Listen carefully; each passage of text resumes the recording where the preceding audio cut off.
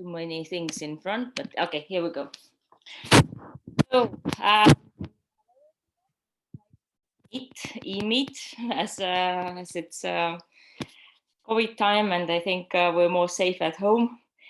But let me just make a short introduction to myself. So I will be helping you with export plans. So my presentation is very short, just concentrating more on how to, what to expect from this kind of setup, and just some funny facts, or let's say interesting facts up front. And later on, I will also guide you while you're writing or compiling your plan, so you can always turn to me with questions. So I've been helping the Enterprise Estonia team to set up the program from the conceptual side a bit. I will help with the expert speakers, and I also help you with your own plans. I've been writing this kind of, or compiling this kind of plans for various companies myself in the past. But this time the training concentrates a lot on your own work, as you're quite many companies who need to do those plans.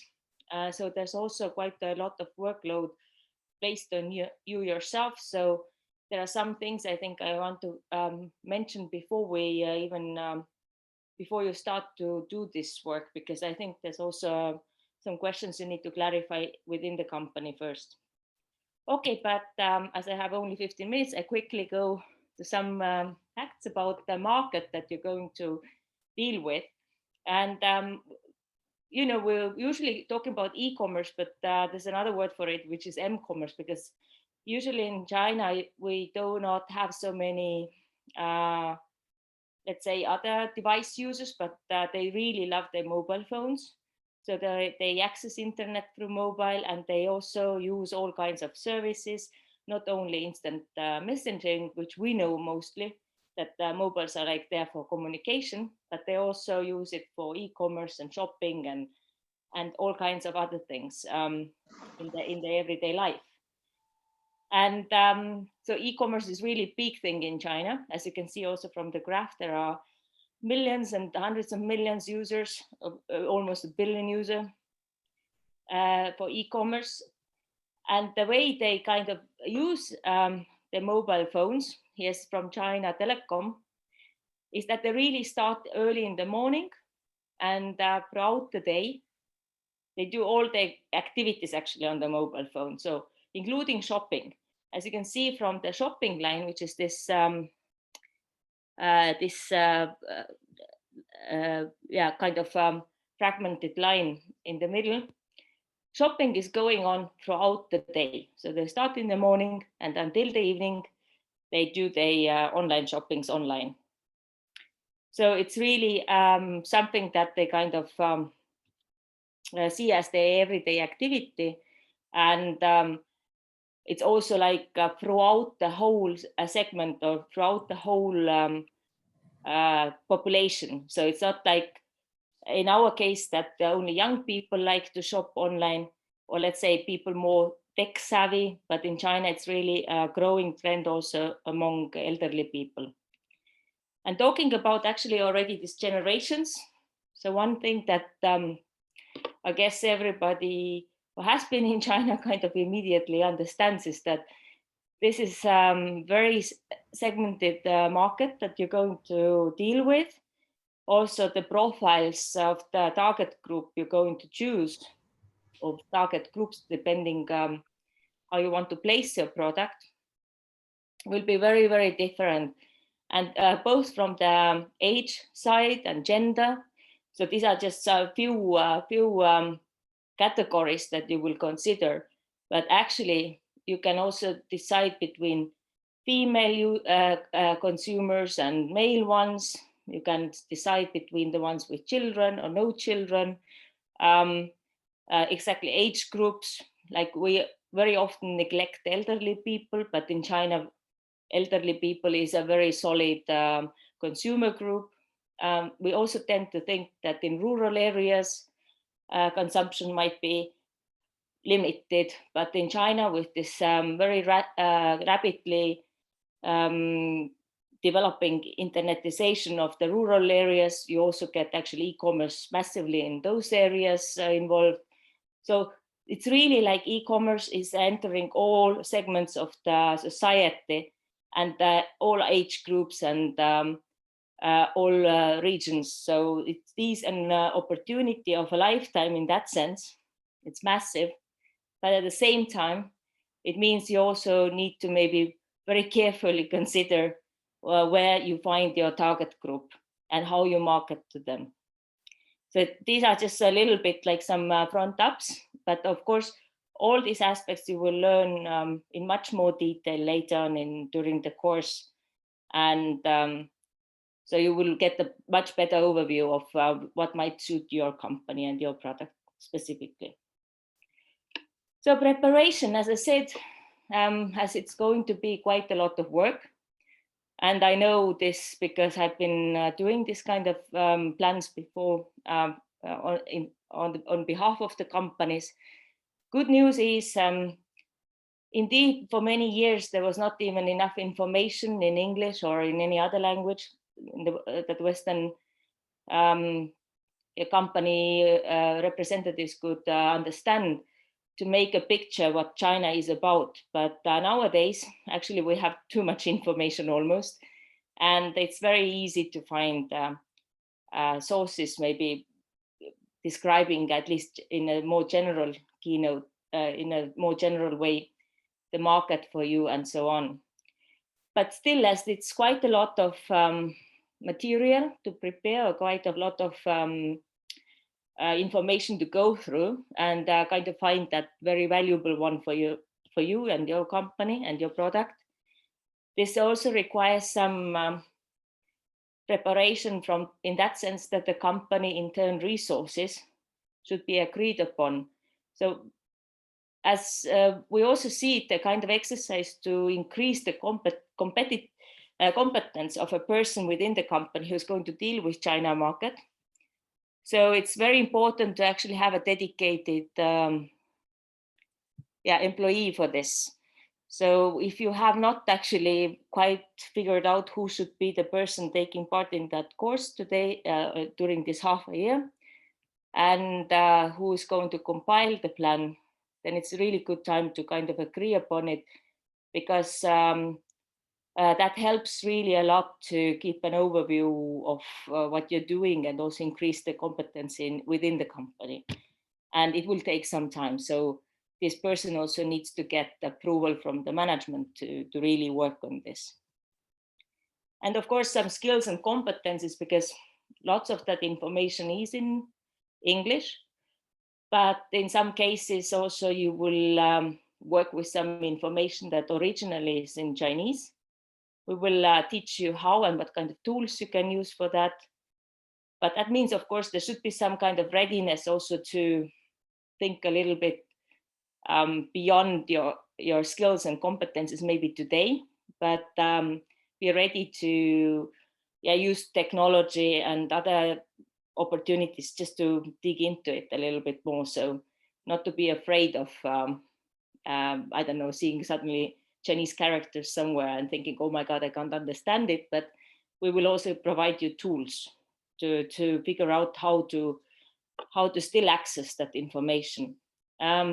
So maybe from the tools side, there are of course some search engines which are very great to find all kinds of information about your product or even about companies in China. So again, these are Chinese language tools, but they do help to, if you have the Chinese name of your, like for example, for your category or for a product, you kind of can also receive help from us to find out what would be the best translations in Chinese.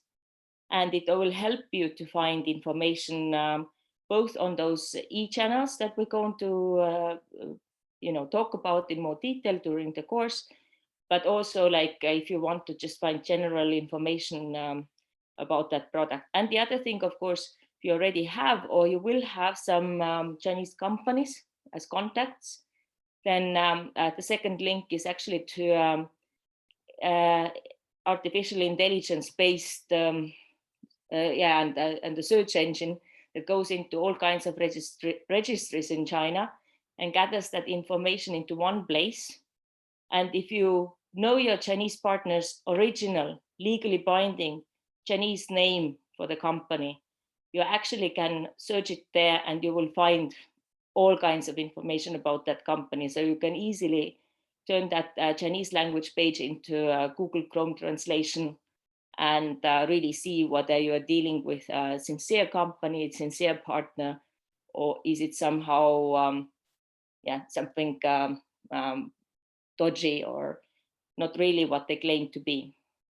So all kinds of translation tools are welcome. I think Google Chrome translator is quite useful. So whatever web pages you want to translate, it's quite accurate in its translation by now. We also have Google Translate for mobile, which is great to translate even pictures. So it's also very helpful, I think, in case there are some pictures somewhere which won't be translated. So, and you're also welcome, of course, to find other translation tools that maybe you prefer better and so on. Baidu also has translation tools, but as they are targeting the Chinese users, so it's easier for you to go with Google. And then, of course, all kinds of databases, because again, information is readily available. You just need to know where to find it. And trade information, that's an old database, actually, the market access database by European Commission. And they made a bit more specific one, access to markets, which helps SMEs especially to enter foreign markets. And here it's good to know your HS code, which is the harmonized system code. If you don't know it, actually, then in the first database, you can also search for your product and then figure out which category it belongs to, and then figure out which HS code applies to your product. Sometimes, at least in general trade, but we will also see how it functions with special zones for cross-border e-commerce. It's also good to see what kind of tariffs and taxes apply to your product when you use this kind of HS code. In some cases where the HS code is not clearly identifiable, actually this is one of the strategies you can also use to see whether you can lower your import tariffs. Just comparing various categories before you decide which HS code you definitely want to use, in case it's even applicable to your products. In some cases it's not applicable, but if it's not quite clear, this is it leaves you some playroom here. And of course you get all kinds of regulations actually listed there, and documents, like samples of documents you need to fill in and so on, in whatever is needed for your product for importing them to China. And then, of course, the very old good EU SME Center, Rafa and Ilaria know it very well. They are in their third phase now, and good for all the SMEs, I think, because they provide really valuable information. So maybe it suits your market. So exactly for the market analysis part, you can go and search it. And they have very useful tools also explaining all kinds of market entry issues. And the other one, of course, we will keep on always saying that trademarks and IPR is important. So this China IPR help desk also for you to deal with trademark questions and so on. But the plan itself, it's going to be quite complex. And it will consist, of course, from the general market analysis. So if you haven't done it before, because I know some companies are already in China, I think you know your market quite well. Maybe if you haven't been dealing with e-commerce, so the market this time might be a little bit more focusing on what's actually sold on e-commerce. So might be some differences coming out. But let's say the general market analysis, this is something every company who wants to export to China will do anyway.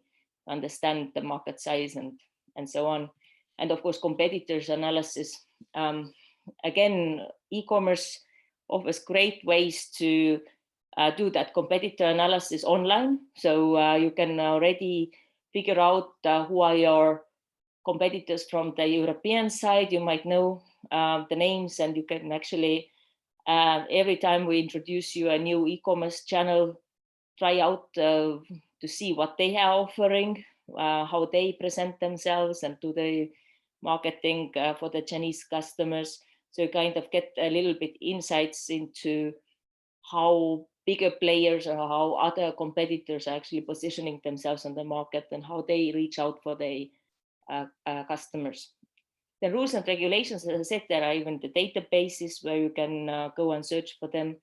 And it's very important because some of the, let's say, products have not been, well, now it's getting better and better, of course.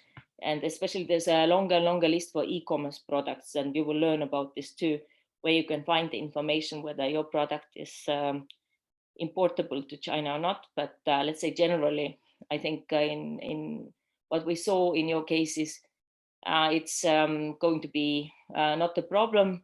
It might have some regulative limitations, and then you will also figure out how to overcome those limitations during the course. And then risk management, we continue talking about trademarks because this is not a question whether you want to protect yourself and go to court against the copycats in China.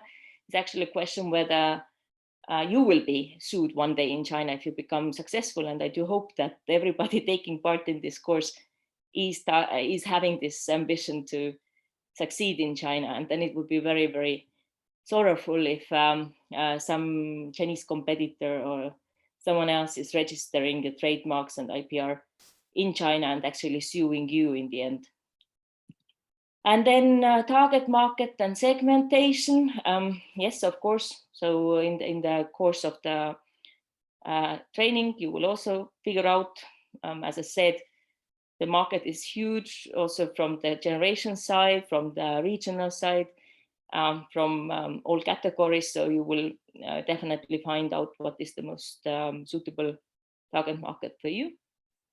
And then decide also upon the channel, because again, these e-commerce platforms, you can't enter all of them. So you need to decide which ones you take and which ones you leave, and how you reach your target group. And there might be some need for product adjustment. And this is not a bad thing, because I think I've seen cases where companies didn't even know that they have actually a great product, but not in that segment where they wanted to sell it, but in a quite different one where it was already famous actually in China or in the Chinese-speaking countries, and was selling itself already greatly on the e-commerce channels. So one case was with a product that was actually from the company. It was meant for laboratories, but it turned out to be a very, very successful and much loved product among pet owners in Asia. So they definitely had a market without them knowing it even. And then, of course, in-house resource planning and all kind of planning for this great entry action to China and the action plan for this. So I guess most of these points make sense. Any business plan also requires this kind of analysis.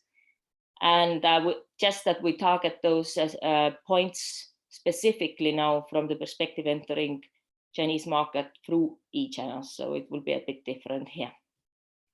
Okay, but that's all from my side. And I know that Rafa will be talking a bit more about business environment and so on. And yeah, but I'm there definitely for questions concerning this technical part of the export plan. Thank you very much, Liisi. Rafa, how is it going? Can you hear me? Yes, very, very well. And I'm not sure if you can see me. Maybe yes, I can also see you. Okay, good. So let me share my screen. Thank you, Liisi. Very interesting. Let me share this if you authorize me. And here is one. Here we go.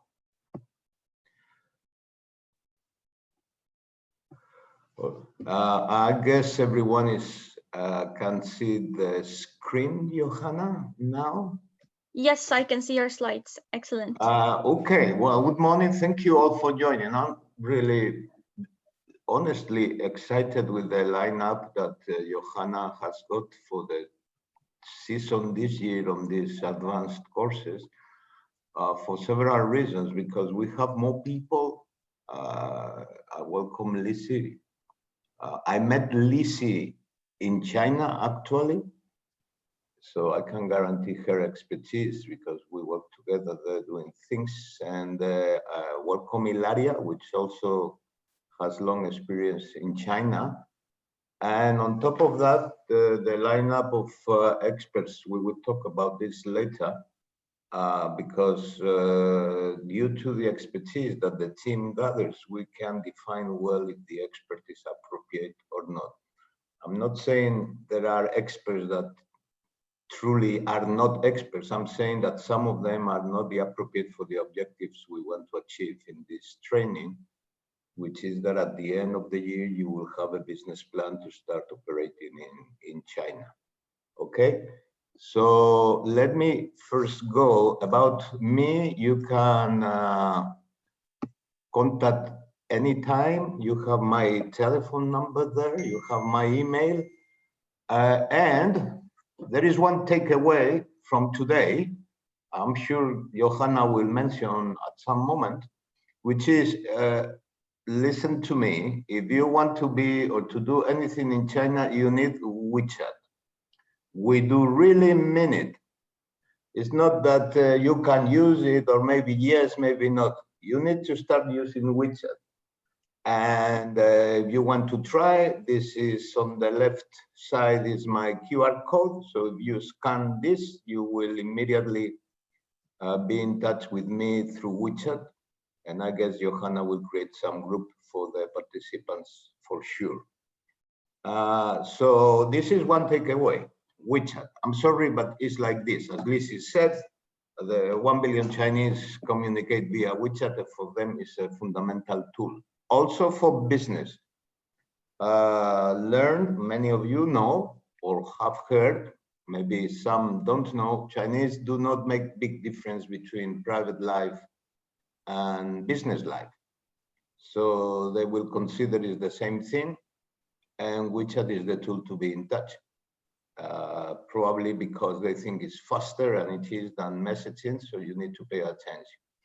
But the picture you see on the right, I took it at the last China Import Exhibition. And this is how it looks like an exhibition in China. We will be there next week. Ilaria will be there with Estonian companies, and hopefully we will be with you guys next year in some exhibition as to culminate these advanced courses. I want to stress that is the first presential large exhibition that happens in China, and I would say in the world. It starts next week, 5th, I believe. And Estonia is there, and Estonia is with a booth, pavilion, and we have several companies. We made a great effort, and the companies too, but it's a proof that things move on in China, and I want to transmit that this feeling of confidence. I will come back to the next slide later, and I updated specifically for this training because it includes the data of September. You can see here. I presented this slide in a webinar we did early April. At that time, we were here. So consumption had dropped at that time 16%. I remember in that webinar, I said this would be in the future a V shape and will recover quickly. I received a lot of messages of people saying I was crazy. Here it is. You see the drop, January, February, March, and how quickly went above already in August, the zero line, and now it's growing at 3.3% in September, and probably this rate of growth increased in October due to the national holidays where consumers surely spend much more than in September. So my message before starting is be confident. The Chinese market is recovering probably quicker than other markets due to some specifics. And this by itself would be a reason for you all to consider China. If you decide to start exporting or not, that's another story, but at least have a look is important. And it doesn't matter if you are in the business to consumer segment or business to business, because at the end, whatever activity of a business, even if it's selling to another business, it is driven by consumption. Let me say that Chinese government thinks that the most important thing for them to grow up is consumption. It still is below the average of contribution to GDP compared with the West, and they want to increase that and be in consumption the engine that pulls from the GDP. Okay, this systematic training to learn about China that now we start, you might think what we will learn. Lizzie mentioned all of it, but I want to go specifically through the ways we're gonna do it and which things you will really learn, and even put in some examples, because this doesn't work. Why? Okay. It is summarized in the call for this training. I just put in yellow the words we used, and we'll review if that will be true or not. We will show you how to export goods and also services. Estonia is a country with a large success exporting services. 70% of the GDP of this country is actually exports. And from the total exports, services is like 8 billion or something. And will be more. Why? Because with the advent of technology, countries will have, and companies, the opportunity to export services that before were quite difficult to do it. So I know there are companies in the services market here, and I will pay attention. We will pay attention to them. I know there are companies selling goods to consumer. We will pay attention. And I know there are companies selling goods to other companies. So we will pay also attention. And trust us, we will provide that knowledge that Lizzie mentioned, not without your own work, of course, and also understanding, because things have improved a lot in China regarding access to information. Lizzie mentioned a few examples. However, many of the structure or large part of the information is not a structure, and you need to understand why is the way it is. We have the answers for that. We will go through the steps required. We will teach you, or our experts, how to deal with risks to ensure success, and if success does not come, to have an exit plan, which is also important. All of this will be reflected into that business plan that you will have by the end of this training, and that you could start today. I'll show you that you should start today. Maybe the first step is saying, action 1, I have to download WeChat. Done, 28th of October. No more issues with this action, is done and cost nothing.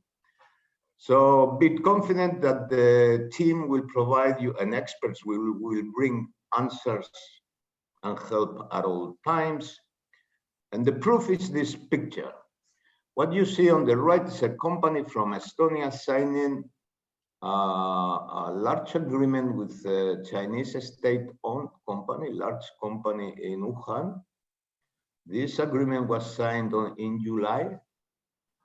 The Estonian company is in the fast-moving consumer goods sector. And when this company came to Enterprise Estonia was 2 years ago. I just had arrived to Enterprise Estonia and was the first client I met in person. And I asked honestly to the person, do you have any real experience exporting to China? The person said no. I said, would you follow by the book, the instructions? She said, yes. She did, the company did. I have to say they did their homework at all times. Okay, that was 2 years ago. And in July, they signed the agreement. They could have signed the agreement already 6 months before, in February.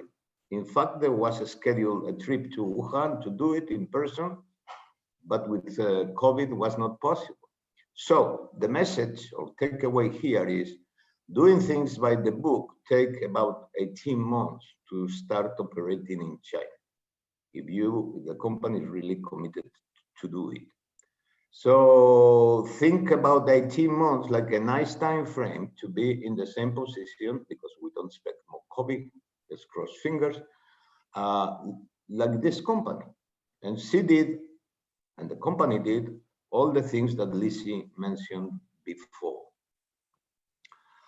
I know some of you are worried because we talk about the difference between selling to consumers or selling to other companies, the difference between B2C or B2B. Be confident for one reason. It is large, the West does only know about online platforms selling to consumers. But you cannot imagine the hundreds or thousands of online platforms that are B2B.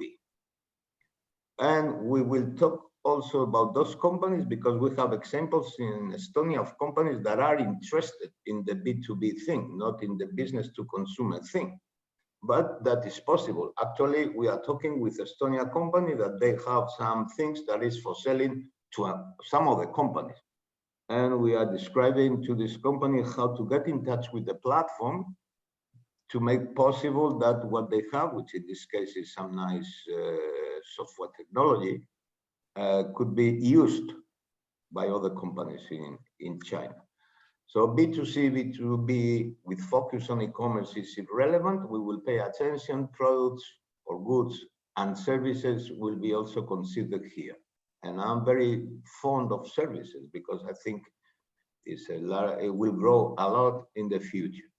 I think Johanna made this, correct me if I'm wrong, made this little poll. Is that correct, Johanna? Yes, they have been already successful. And what are the answers? Can I see? Because I'm not sure I know how to manage these things you were publishing, or maybe you can tell me. You should see the poll now. I can see the questions, but Yes. I cannot see the answers. We have to wait for the companies to answer first. All right. So do us a favor, answer these questions. I tried to cover everything. Be clear with yourself. I mean, all of you are welcome. We don't care if you don't know, or if you started, or you are already in China. And even if you do not have an answer or is different from this, maybe you would like to mark none of this, just to figure out more or less. It's confidential, I guess. What's the feeling of the audience? So Johanna will tell us when this is finished. Yes, 11 people have, or 12, 13. Okay, people are very, very much voting right now. Let's give a few seconds. Yes, of course, this is important to know.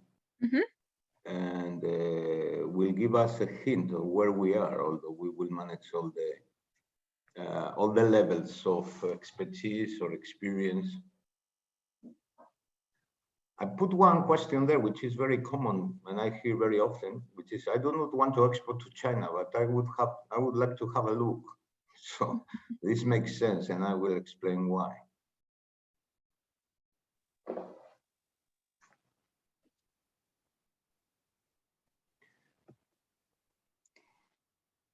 Right now, the most answered one is starting exports.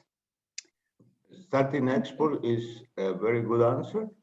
And we are noticing, because we receive a lot of questions at Enterprise Estonia, But whatever is the level, I think the training will be useful for you all.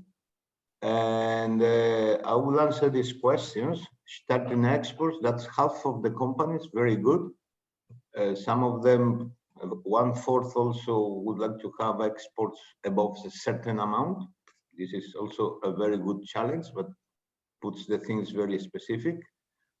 And this is the second poll that you could start responding. We will not make more, but in the meantime, if this works, I will tell you my opinion of why starting export to China is a good decision. And the summary is because we are selfish. We as companies and as individuals, we need to be selfish. We're talking business. So one reason to export to China is because if we don't do it, be sure that your competitors will do it. So we will be lagging our competitors if we don't do it. So if the Finnish are doing, we have to do it because we are competing in the same space, the same other Baltic countries or Nordic countries. So we have to be always keen to know what others are doing. So everyone is trying to export to China. So if competitors do, we have to do, or we will be lagging behind. Same for the neighbors in other countries. Very important and mentioned by Lizzie.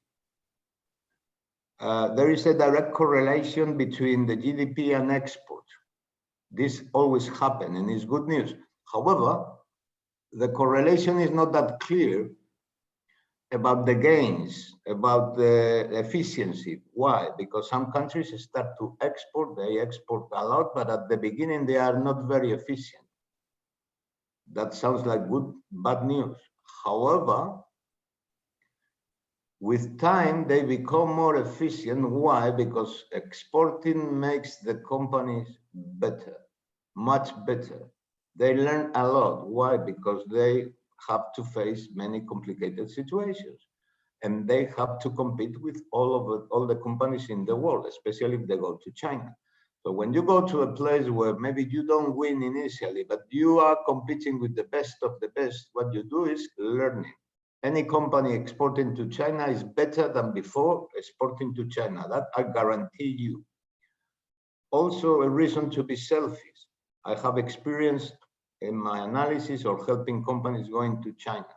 It increases the value of your company.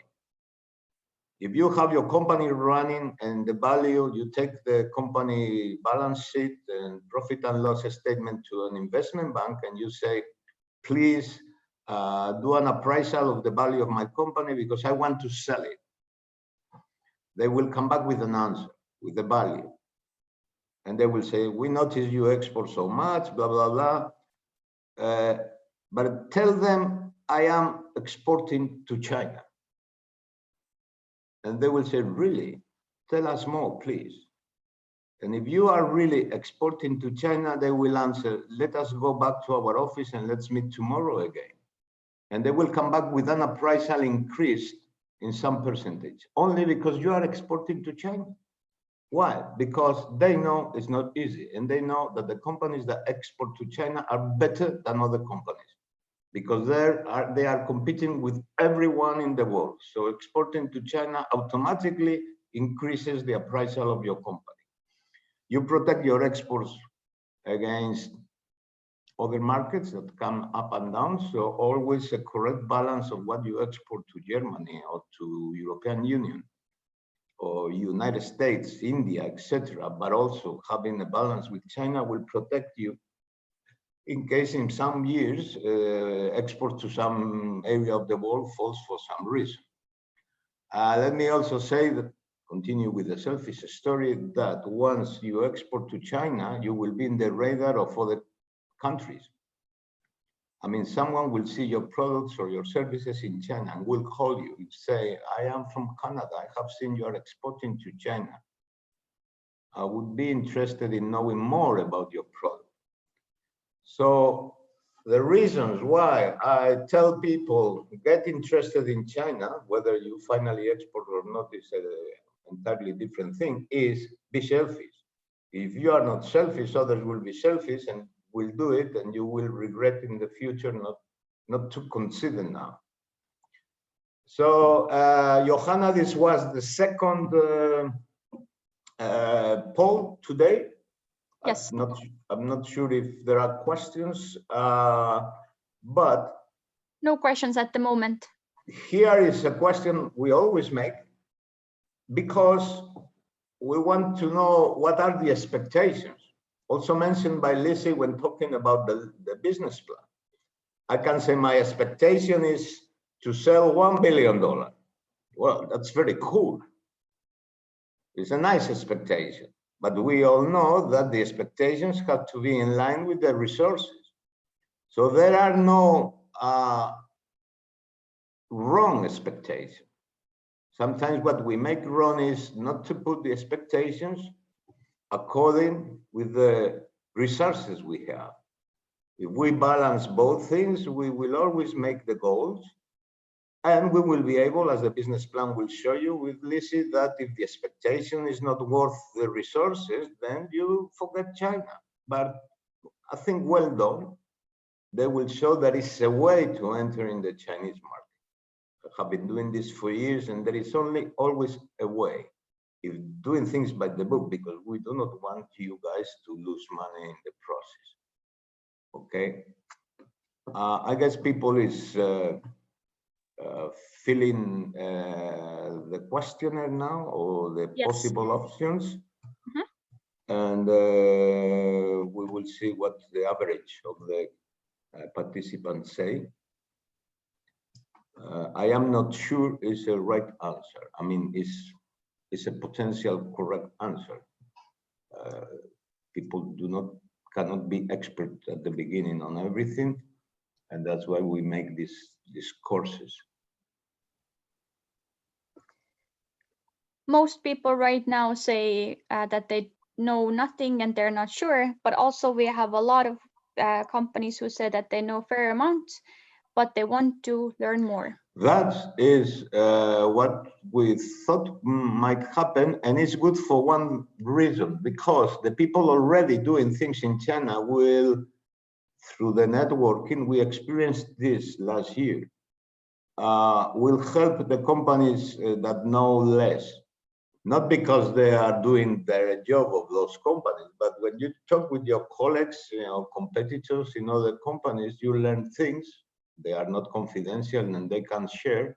So this is another extra value of this type of courses, which is meeting other people that have been there already and they experience some of the issues that you are going to experience. And it's good not to learn in the head of others instead of repeating maybe situations or mistakes of others. So I encourage you to talk with all your colleagues in the chat rooms and keep contacts, etc., because it's a quick way to learn. That I guarantee you. So throughout this training, I tried to guarantee to you that bringing the right experts in the right courses, do not be afraid of I know nothing or I am not sure. Seriously, because the things or the steps we will take will be systematic and will respond questions like at all levels, like very simple questions. Can I export my product or my service with focus on in e-commerce to China? This is a question you need to answer, and it's initial question, and we will go through this. Either Lizzie, the team at Enterprise Estonia, the experts. So we will be able to tell you if you can do it. I know one of the companies is listening. They want to export something. We met recently, and the answer is you need to work on this for 1 year before thinking about exporting to China. Well, now the company has 1 year to think about how to do it for some reasons of the category. This is a relevant question if China needs my products or my services. And of course, before starting, we need to have a look to this. You need to have a look to this. As Lizzie said, where do I look? How can I find it? We will guide you, no worries, trust us. We know how we can find. It's not easy sometimes, but we can find it. You see that warning on the bottom on the right. Yes, register your trademark. This is second takeaway of today. First one was WeChat. The second is register your trademark. Get in touch with us if you want. It's not expensive. That company that signed the contract with that state company in China in July, first thing she did was to create a brand for China with a Chinese name and register the trademark. We were talking during the summer, and by November they already had the trademark registered. So that poll that Johanna is posting is super relevant, because I only think, this is me, that there is only one potential answer, which is, or two, yes, or if not, I will do it immediately. Okay? You might say, what if I do not export finally to China? Still, you need to register. Why?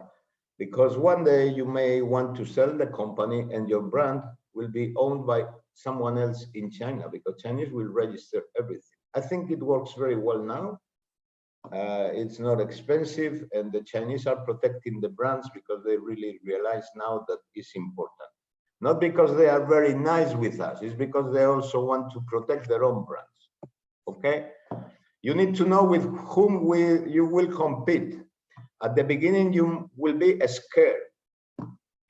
No worries, because we'll make you better. If you try to sell to my country, to Spain, maybe you will find a competitor from Sweden and another from Finland. When you try to sell to China, you will find the whole of Europe, the whole of US, Australia, India, all the Japan, South Korea. So don't be scared. We will find who are your competitors. And let me tell you that sometimes you will discover that your competitor is another Western company. So don't be surprised if you think you are going to compete with cheap Chinese stuff to come out with the answer in your business plan. Actually, I'm competing with a German company, which will make you much better, and you will improve your company. How big is the market is important to know, because you need to set up your expectations in your business plan. Of course, you need to calculate what will be the final pricing for consumers or other companies. So that means learning about tariff and taxes. We know everything about this. Recently, Lizzie mentioned the European Union launched some tools which are super good to find out, and if not, we will answer questions. I see they know not yet as half of the answers in the poll results. Believe me, 2 takeaways today: thinking about registering the trademark and WeChat. With that would be enough for today. We would be very satisfied, at least me. Okay, because it's paramount, seriously. Also, okay. some companies mentioned that they are already it's a work in progress, so in the process. So that's also good to know. Very good. Yes, this is, I tell you, more advanced situation than in other countries of European Union. If you take France, the not yet would be 90%, and I'm thinking about it would be higher, and there will be, I see 0 for, do I really have to? In Spain, that would be 12% or 15%. So I'm very happy to see these results. Seriously, it's good that you start thinking or the process as soon as possible, if you didn't start yet. So we will learn about taxes, etc. But we will learn also, for those that maybe are not selling to consumer, but they are rather selling to other companies, if you need to certify your product or your service. We were talking, or I was listening the other day to a company of Estonia that is in a foreign market, and now finally, after much struggling, it looks like they will have what they're selling certified, but still they need this, they need that. Listen, this will not happen to you with China, because we will find out for you if you have to certify or not. Because what we cannot do is to make a business plan And when we try to implement the business plan to say, we forgot to know if we needed to certify, which is a huge mistake. So we will avoid this, and we will make sure that you do not suffer this huge mistake, at least in China. We guarantee that if there is any certification you have to do, you will know how to do it, the time it takes, and who can do it for you. We will not put to any particular company in contact with you, but we will say the companies doing this certification for all the companies in China are this list, call them and choose one. So this is super important, not for all, but for many of you, and we will not allow that this mistake happens to you, be sure. This is a relevant question. I know it's in many of your minds. Some of you want to sell to Chinese consumers from Estonia online. Yes, that's why we say the focus is in e-commerce, and we will bring the people to explain how to do it. But there is some of the first people that, and some of them are listening now, that say, what I do is I want to sell via e-commerce, but from China to consumers. And we are making some tests now to, or actually they're doing already, some of you, to improve that, because payments and contracts are of importance, and we will talk about this. Also, some of you say, I do have an importer. I have general trade already. I sell, let's say, beers in China, and I have an importer. I want my importer to sell online in China. Can do it? How? This also, the brilliant experts that we will bring will show you how to do it, because there is no a single answer about how to make e-commerce with China. There are many answers, and that will emerge in your business plan when you take some decisions on how you want to start. Some people want to start saying, I will do general trade first, and then we will move online. Some others will say, I want to try online first, and from Estonia. Some others will say, I want to try online first, but from my distributor in China. So there are all sorts of flavors, and we will explore all of them with you. Services. Rafa, Yes. We got a very interesting question in the meantime. Well, yes. What's the starting point for a trademark registration? The starting point is get in touch with we will give the contact with the European Union that has a free service to the European Union companies only, where in Beijing, led by an Estonian person. That's very cool, right? Because if you write to that person, I think you can pass the contact later, Johanna, from Esgelica, right? Yes, I shared it in a chat. Oh, perfect. This person is leading the team in Beijing. She's back in China. And the only mission of that small department of European Union is to help to explain the processes on registering the trademark in China. I could give a response, or Ilaria, or Lizzie, or you, but my experience is these guys are true professionals, and they get very pissed off if I start talking, because they say, Rafa, shut up and let the professionals to talk about trademark. So contact these guys in Beijing, and it's a way to start. It is not expensive. I mean, trademarks last for 10 years. So if you divide the money you will pay for 10 years, it's nothing. It's one coffee a month or something like that. And second step is you need to think about the Chinese name. China speaks Chinese, so they will not read your English name. Coca-Cola can put the logo Coca-Cola in China, and nobody reads Coca-Cola there. They read the Chinese name. And for that, you will need to hire someone that will create a Chinese name for you. Or third step, you can contact some of the companies that last year did this, and they follow different ways, which is, I have a friend in China, they have thought for me a nice name, or I have a consultant in Europe. I paid really little money for creating a Chinese trademark. I'm sure also we will provide a list of service suppliers for this, Johanna. So, and the companies can call 1, 2, 3, check the fees, and decide which one is better. All right? If this does not answer the question, they can ask again. Okay. So services important. There are several companies in the group interested in services. Focus on e-commerce, of course. Pricing, either e-commerce or in a shop. Many companies from Europe fail when pricing their products, and they fail even more when thinking online. Chinese consumer is the smartest consumer in the world, so we'll check your prices exhaustively. So do not try to cheat with prices, the Chinese consumers, because they will discover you in a matter of minutes. And experts that we will bring will explain you how they do this and how they can find the price of your product in seconds. Digital marketing is super important. Chinese will not look for you. You need to look for them. It's a huge country. You need to segment the population. You need to decide to whom you really want to convince about your services or your products. And you need to learn, and you will learn how to reach online the clients in China.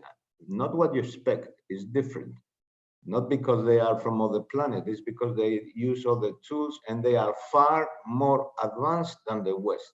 Believe it or not, for the newcomers, for the people with less experience in China, and you will check if we travel to China, which if no COVID next year, we will end these training courses in China. You will check by yourself that they are far more advanced than the West when it comes to online.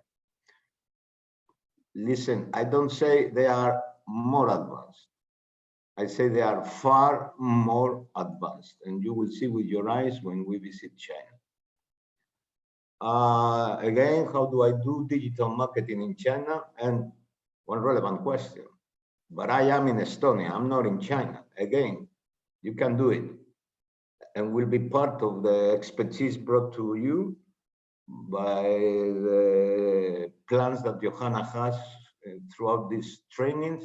So you can acquire this knowledge and know who can help you with the services to do digital marketing. Payments, sometimes people do not ask about this, but if we sell something, service or product, we want our money back, right? And if we are in Estonia and they use yuan and we use euro, we want our money first. So we will talk about this because Estonia is a leader in fintech tools. By the way, some of the Estonian companies are doing fintech in China. So this is all involved, but definitely we want the money. We don't want to be cheated, and we do not want problems with payment online. This will be part of the things you will learn. The sales channels. This is per category or per service.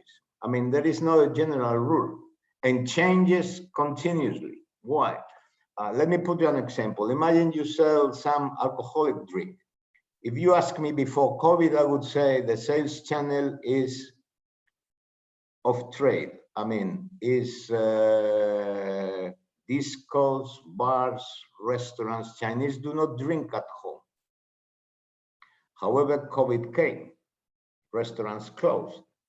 People started ordering online alcoholic drinks. This is new. Other categories you need to learn if you will put your products in shops or you will put in online platforms or both. So this another paramount thing. 2 or 3 of you will be interested in talking about B2B online platforms. Again, e-commerce, but not between a consumer and a company, between 2 companies. This is poorly known in the West and is as powerful as the B2C that everyone talks in the West. So everyone talks about Tmall and these things, is correct, or WeChat, but few people talk about the enormous platforms selling seafood or selling scrap materials or waste or other things, one company to another. We will talk about this because it's very interesting for you guys.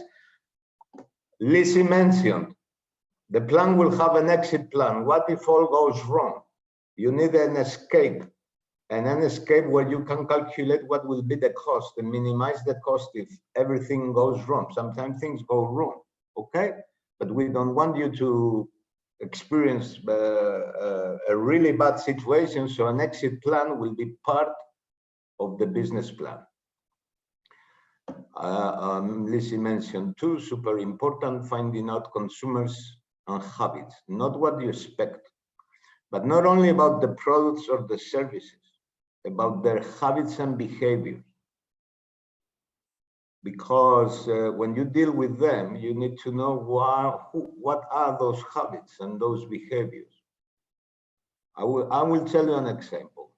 Imagine you make, someone is a designer of web pages. And then in the West, when we click a link, our page disappears and take us to the page of the link, right? Well, I tell you, if you do this in China, you will be killed, executed. Chinese will never tolerate losing the page they are watching. They want you to open another page. So these little things are of importance, and you will learn which things they are that you have to consider to sell smoothly to Chinese.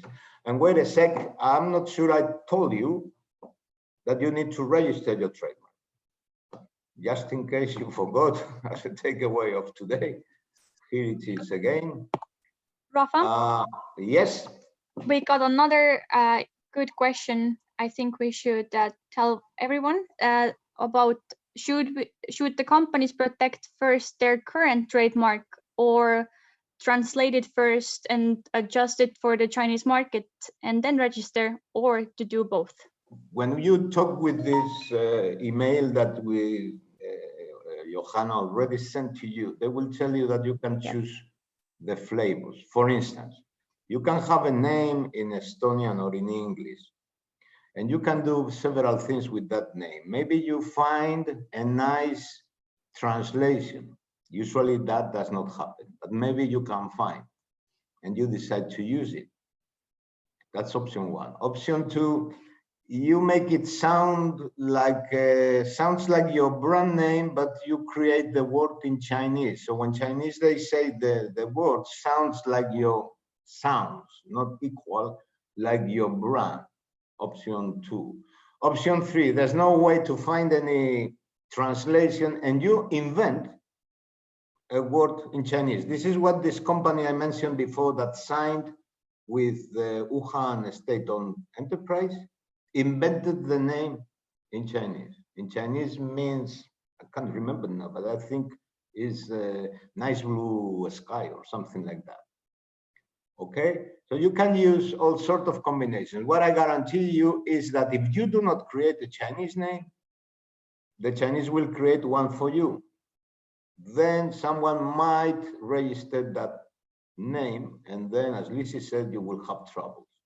So let's put you in the hands of experts on this topic. And the first thing I would do as a business person, and I registered my own brands in the past, many years ago, when it was a huge problem, is to check if the name I think is available, which is a quick checking that you can do even by yourself.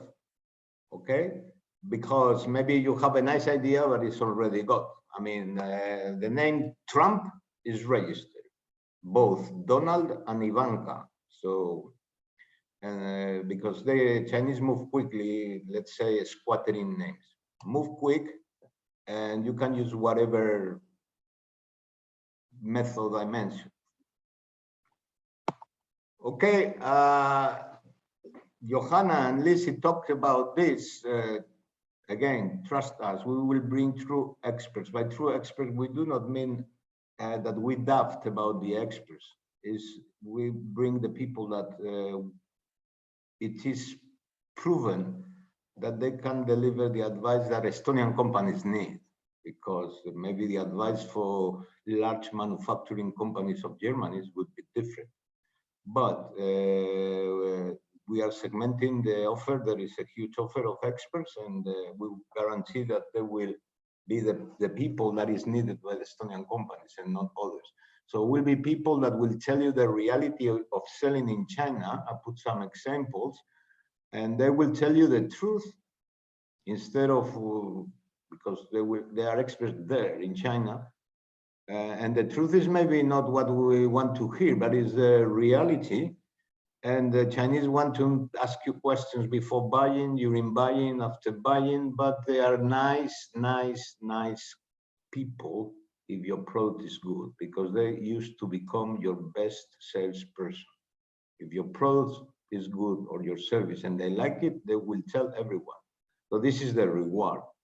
As I said before, these experts, I believe they will tell you that the Chinese do not care about your website at all. They will never visit your website.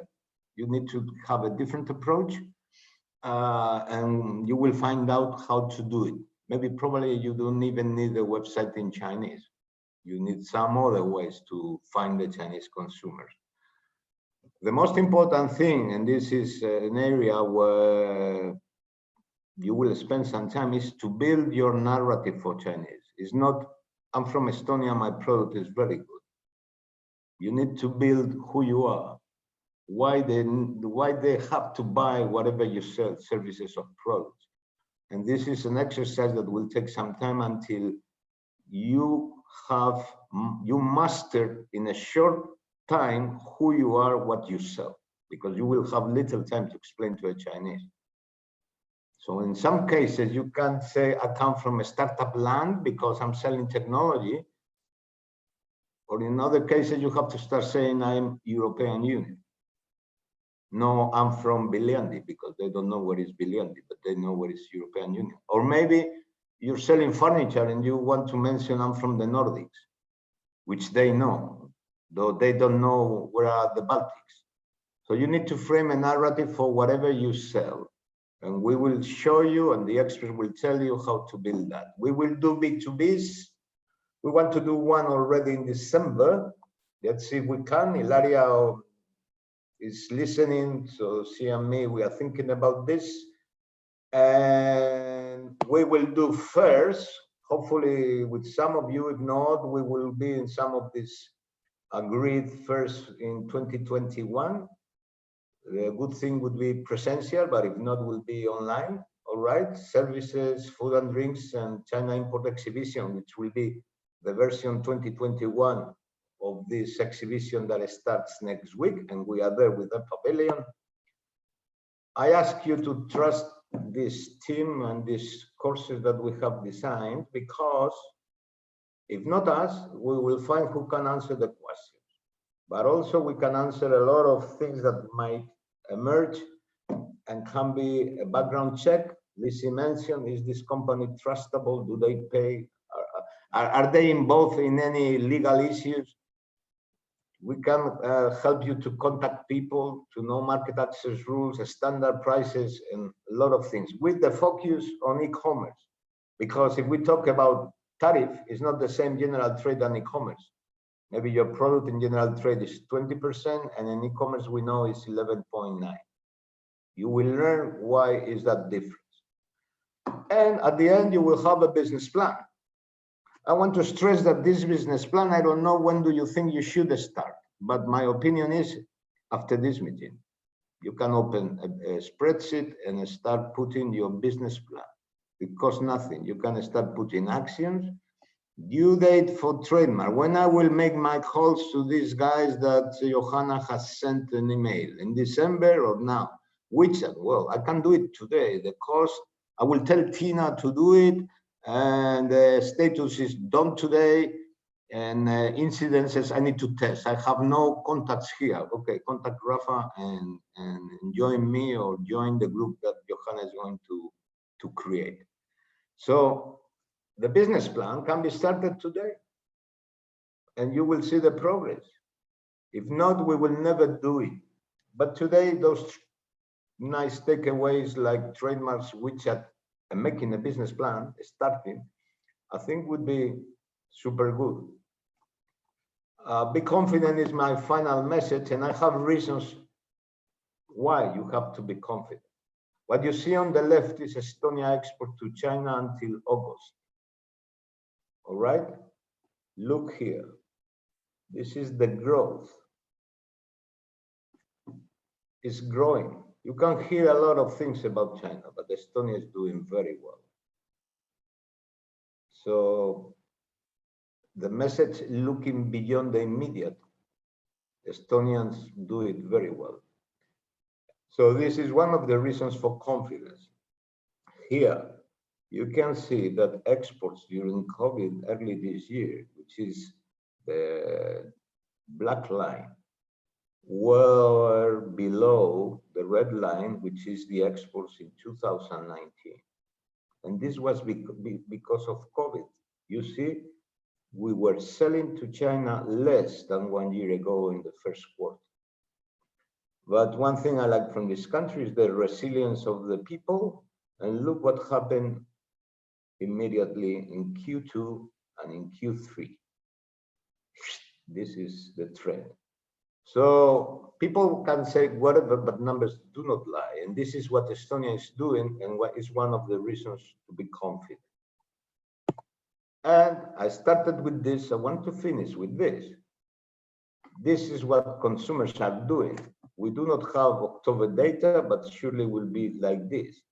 So these guys will have moved from February to November in 10 months from 8% to down to minus 21% or 20.5%, back to some normal for them. And normal for them is 5-6% growth per month of consumption.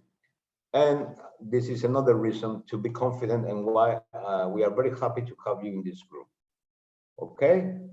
I lead a group of about 500 people from Europeans and Chinese that we only talk about one thing, exports to China. We only talk economics and export. We don't talk about any other thing. This, you can see, is something I posted talking with some of the colleagues on October 19. We were talking about retail sales. And one of the questions they asked me is, what's your opinion about online e-commerce? This is my answer. I just copy pasted from where? From WeChat. For online, what to say? Growing is 30% of total retail sales, 1/3, almost 1/3. And the pace of online sales in China is $50,000 per second. This is difficult to grasp, but I give you an example. It's like emptying one of the ATMs on the street every single second. Usually one ATM has around that amount of money, 50,000 euros or dollars. So imagine each ATM is empty every single second. So that shows that focusing on selling to China is important. And doing e-commerce like the focus of this year is a good idea. At least we want you to learn. With this, I finish a bit late, I'm sorry, but this is all I have to say. And of course, I'll be here to answer any question that might pop up. And when you create the chat group, Johanna, please put me in. Of course, but we already got another interesting question in the meantime about the slide where you showed the growth. Do you know what goods or services are behind that massive trend, Rafa? Yes, of course. But we would need to go by industry because it's not the same food and drinks, where I can tell about healthy drinks and snacks and new drinks. That if someone asked me about other areas about industrial machinery, which the answer would be different. But if there are specific questions, it's easy. You just write to us, to Enterprise Estonia, or to me or Ilaria.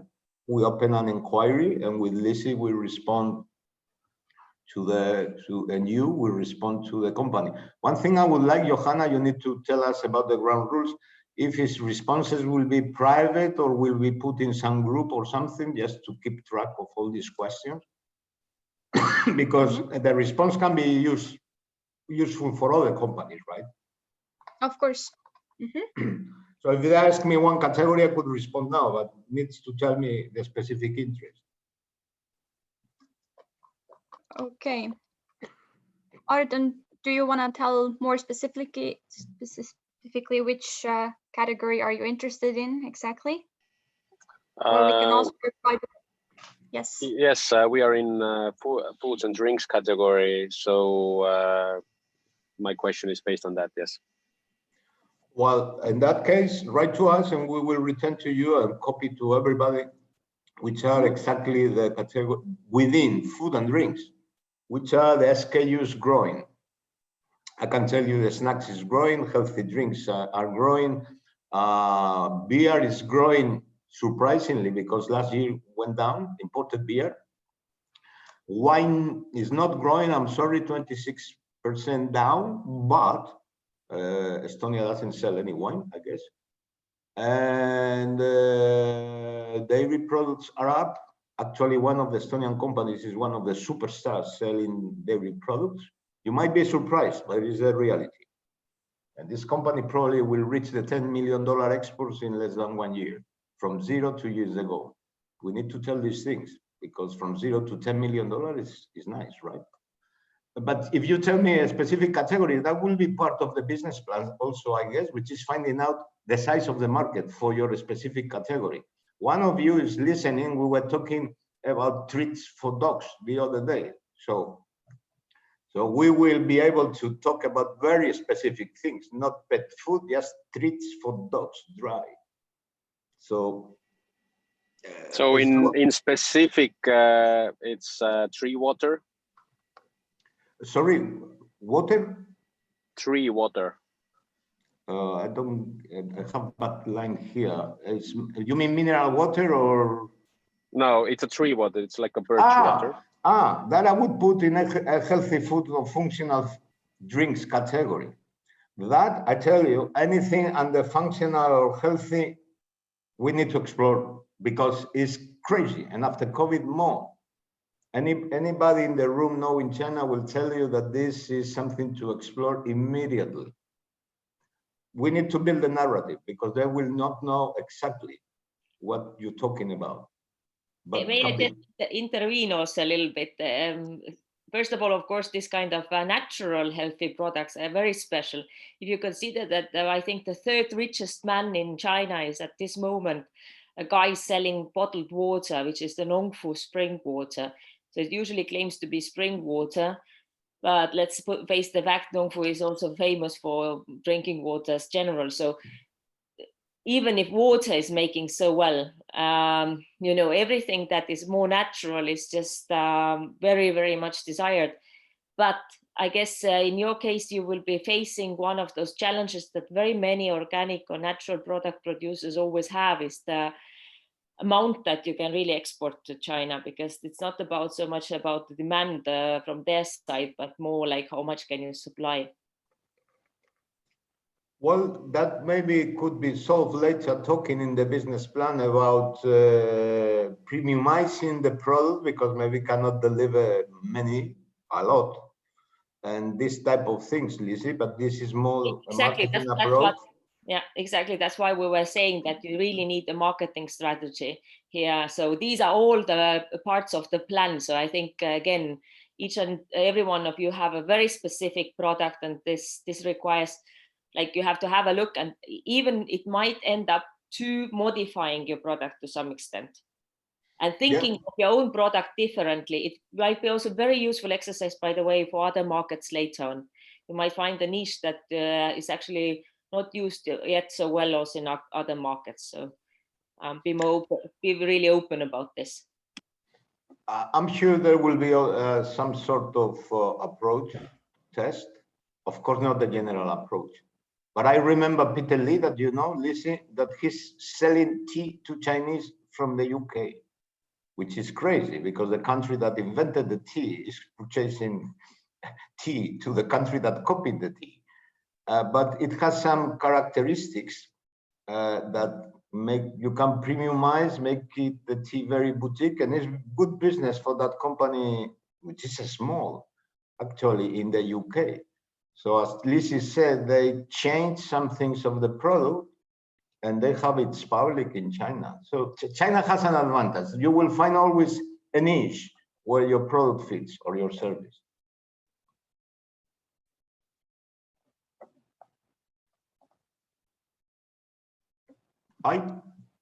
All right.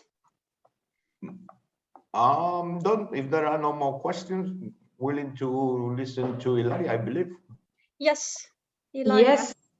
Hello. Our eyes and ears in China. I'll stop sharing this and shut up myself. No, I mean, I will be just doing a bit of a wrap up because both Rafa and Lizzie touched upon the most important things when considering China. But maybe before tapping into a bit of conclusion or summary of today's session, I would like to introduce myself because I know that there are companies that I already know, and with some of you I already met in Tallinn and also here in China. But just briefly about myself, I'm Ilaria Perla and I am originally from Italy, but I was stolen by Estonia, and I'm proud of that, that I was stolen. I'm happy that that happened. I'm based in Beijing, and I have 5 years experience in working for European projects, analyzing the Chinese market and supporting companies from European member states to enter China. I am also starting from June this year, the Estonian representative in the supervisory board of the European Union Chamber of Commerce in China. Through this platform, I am able to advocate the interest of Estonian companies. So if there is any specific request or issue related to market access, we discuss it with other member states, and through the Chamber of Commerce, we take it on to the Chinese government. How I can help you here in China? I mean, my colleagues and also DC already have shared a little bit about what we do, but about myself specifically, I guess that my key would be mostly for export partner searches.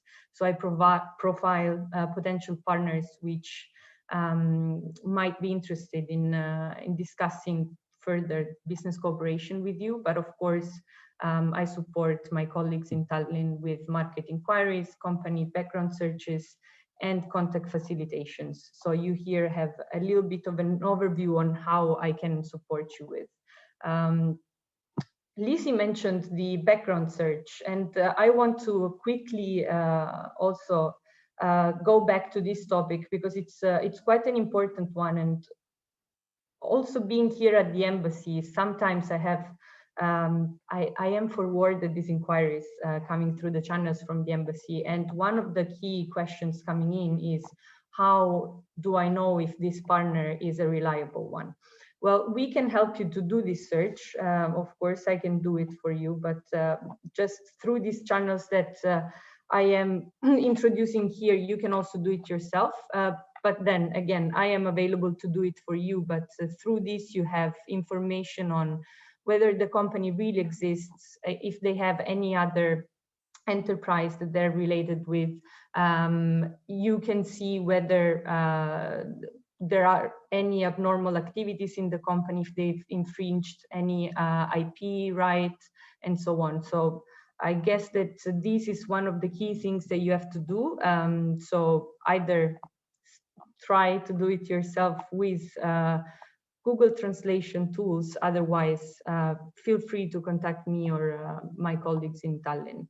And just to stress it even more, because many things have been said, but IP rights is indeed the main thing, even before probably checking whether the partner is a reliable one. My colleagues have said it, and I am fresh from a meeting this morning at the EU delegation, where with member states, we were indeed addressing IP topics. And there is a lot of misconception about IP rights in China or the protection of IP rights in China. As Lizzie mentioned in the chat, China is a first-to-file has a first-to-file system for IP. So this basically shows you how quick you have to be when, as soon as you have the interest for the Chinese market, to do register your market. Even if you're simply in a trade show in Europe, do it. You might be in touch with some Chinese potential partner, and well, we don't want you to go in any potential infringement case. You can access the resources of the IPR SME Help Desk, which is a very valuable project. Just very quickly on some of the questions that arrived in, the process itself is not that long. I mean, you can probably check whether your brand name has already been registered through this channel, which, mind you, is not the official one, but has some information that can be useful for you. But the process itself doesn't take long time. I think that the entire filing process is between 3 to 5 months, and cost is also not particularly high. Again, as Rafa was saying, it covers your IP for 10 years, and it can be extended for another 10 years and 10 years, so ongoing. But do contact the IPR SME Help Desk. You have the luck that you can speak Estonian directly with Helika, so just do it. And again, yes, IPR. I'm done with this, but just remember to do it. Again, I would like to tell you a little bit about the digital society here in China. Lizzie started with this overview on how here in China we wake up and we already have our phones in our hands. It is true, and now with the COVID situation even more, because one of the requirements, I guess that most of you is probably asking the question, what's the situation in China right now? How is it going? Are people meeting face to face? Well, the trick is that we all have this health code that you see here. So I screenshotted my own. So I have to show my no abnormal conditions every single time that I want to enter any shop, restaurant, mall, building, whatever thing, even to enter my own house. So again, it is a very digitalized society, and this is how they are controlling the spread of the virus. And this is why, in terms of current situation, you see here pictures that I've taken in this past 2 weeks. Actually, there are two. The two that you see on the right side are from this past Saturday at an event where we were promoting Estonia together with the Estonian embassy here in Beijing. And well, current situation in China is that companies, yes, some of them are still remotely working. However, we are meeting face to face. We are able to visit other companies. We're able to meet up outside. You see the huge crowds in one of the main malls here in Beijing. Rafa also said market is recovering, there is confidence, and consumers are spending again. And most importantly, trade shows are happening again here in China. With Ilaria, some limitations, unfortunately. You are selling honey and beer. Yes, actually, I know that the beer is here. Saku beer is with us today. So yes, we had Saku beers, and it was a huge success on Saturday. So we had the possibility, thanks to Margus, to have the beer tasted by Chinese consumers, and we ended up selling even boxes of beer during the event. So it was great. Same goes for honey, of course, but it's just because Rafa is mentioning beer. So yes, we are ready to support companies in any way possible, especially me from China, now that the situation is a bit difficult for foreign travelers to enter China. There are still, unfortunately, these regulations that do not allow foreigners to enter. which is why the 5 companies that will take part to this year China International Import Expo will be represented by the Chinese partner. However, I will be there together with them. So anything, I will be there also to live stream what will happen on that day. I have already received my badge. So it's happening with, it's highly controlled, I have to be honest. I took another test this morning. I am monitoring my health, but it's possible to do it. And I will be there. So this is the positive message that I can share, that despite the situation, market is recovering. Yes. One thing that this very nice picture on the right side, on the bottom, where you are with the Estonia flag on the scarf, is something that is a takeaway today. I can see in the back, and I noticed immediately, the Visit Estonia. Okay. Yes. The thing is that if there is a country where the cross-selling is the most important thing, is China. So you do an event for selling food and drinks, and you use the event for cross-selling some other things. Correct. And Chinese are such flexible people that they will go and say, what is this Visit Estonia thing? That applies to all of you, because you might be in an event of selling this, but you could do tourism, or you could sell services.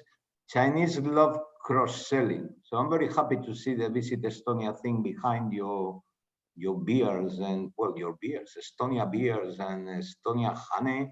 Very good. Yes, no, the event was a great success. We had quite a few people coming to us. We had very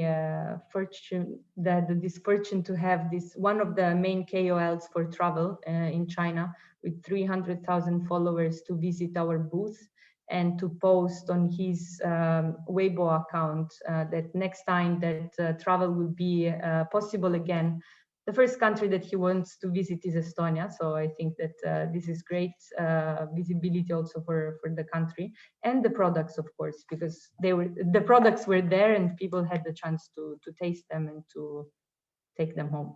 Okay, so Ilaria, I'm writing here, action from Ilaria to bring the KOL to visit all the members of this training group. Definitely, I am in contact with Mr. Xia, so definitely as soon as it will be possible, either here for you to travel here or for him to travel to Estonia, definitely. And that's it. I guess you have my contacts here in case you want to get in touch with me, but otherwise, I mean, my colleagues are there for you too. Thank you very much, Ilaria. I know that we are a bit over time. I have just few more things to share with you, and then we are done for today. So just bear with me for a few more minutes. And if you do have to leave, I do understand that. So no worries there. Just a second. All right. So first of all, I'm launching one of the last pollings from today. So to get your feedback, how much did you learn? Because it's also very useful for us to know. And yes, a lot of topics you might have heard before, but I think you also had a lot of new takeaways. And I heard the trademark topic was very interesting. So we will definitely focus on that later on as well. But to emphasize once more, please do start getting WeChat account, get it started. If you have any difficulties getting started there, or you have any problems with logging in, please do let us know. We can help you to confirm your account or to confirm you.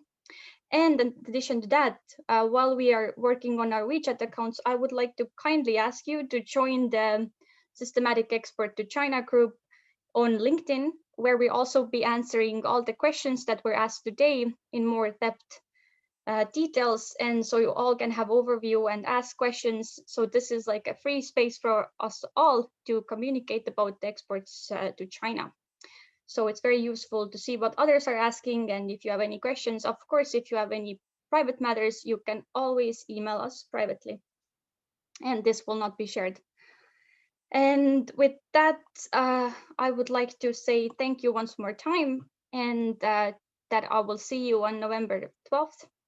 I will share more information about the next course and the courses soon. We will be bringing a lot of international experts for you, so I am very excited to see where this whole program will be taking us all. Thank you. If you have any questions, you can let us know again. And if not, then see you next time.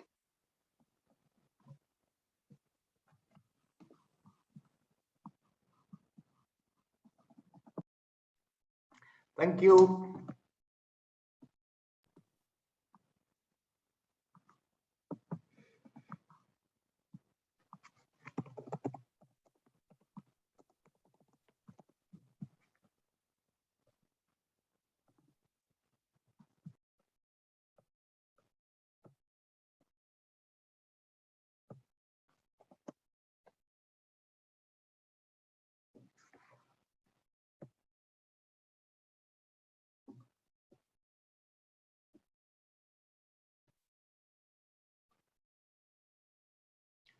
Ciao, Ilaria.